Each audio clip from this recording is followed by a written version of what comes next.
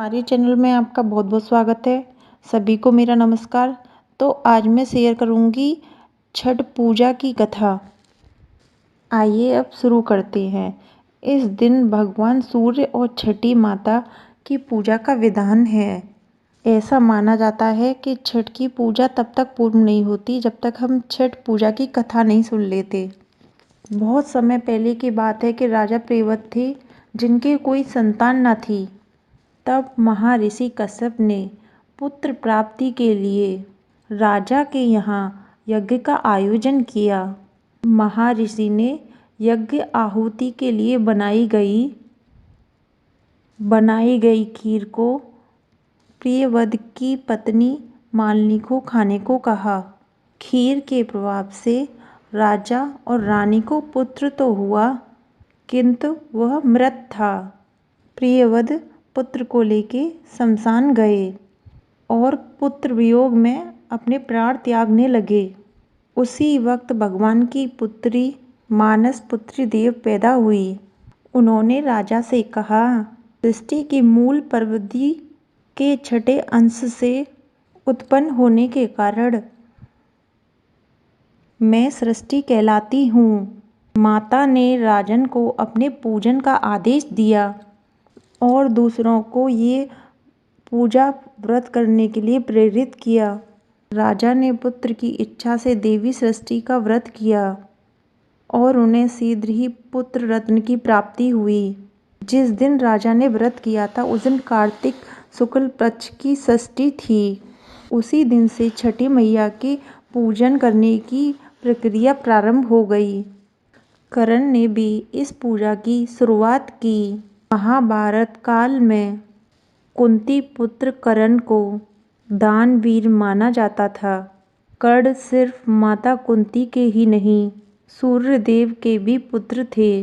सूर्यदेव की कर्ण पर विशेष कृपा थी। कर्ण नियमित रूप से सुबह उठकर सूर्यदेव को अर्घ्य दिया करते थे। तभी से यह पर्व के रूप में सूर्य अर्घ्य की परंपरा का आरंभ हुआ। इसके अलावा कुंती और द्रौपदी के व्रत रखने का उल्लेख भी ग्रंथों में मिलता है। ऐसा कहा जाता है, कुंती के छठ पूजन करने के बाद ही पांडवों का सारा हारा हुआ राजपाट वापस मिल गया।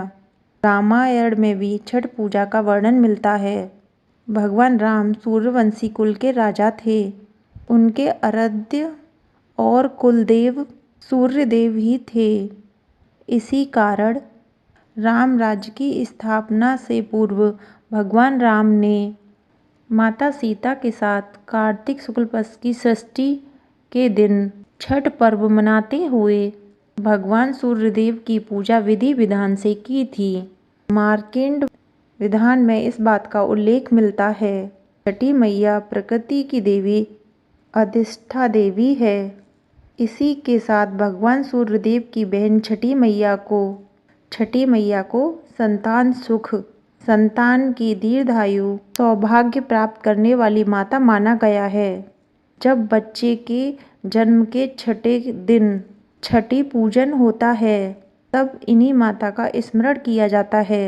इनकी कृपा से न सिर्फ संतान को सभी प्रकार की सुख सुविधाएं प्राप्त होती हैं, बल्कि उसके जीवन में आने वाले कष्टों का खुद ही निवारण हो जाता है।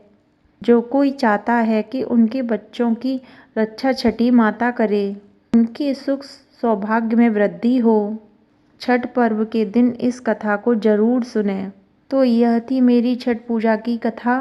तो आपको हमारी वीडियो कैसी लगी ये कमेंट बॉक्स में ज़रूर बताएं और वीडियो पसंद आए तो लाइक शेयर अवश्य करें। सभी को मेरा नमस्कार और चैनल को ज़रूर सब्सक्राइब करें।